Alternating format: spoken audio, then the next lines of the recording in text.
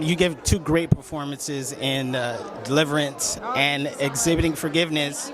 I don't know where to start first, but that takes such an emotional toll just watching it. Yes, for sure. How do you decompress when you step away from it?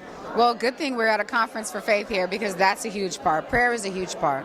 I think what has helped me this time around was also knowing, going into it, I knew that I was where I was supposed to be. You know what I mean? And I feel like that allows you to drop in without, kind of damaging yourself. You know what I mean? Because I truly felt like this is what God wanted me to do. So prayer is a huge part of that for me.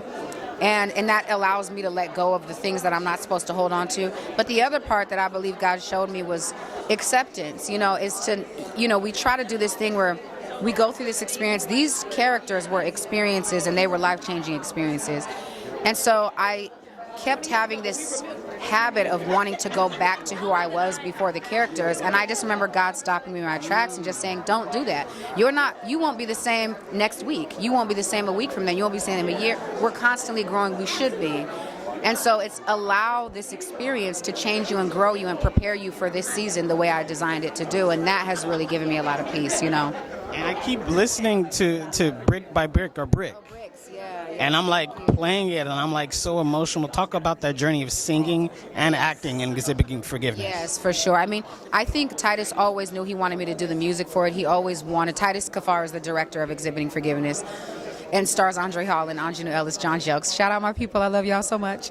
But and it's just a phenomenal film. I mean, the subject matter was so deep and so real. And because it was based on his real life, I wanted to make sure I was very careful with the subject matter. But the process was beautiful. I mean, the movie lended to the music lended to the movie. It was a very seamless dance.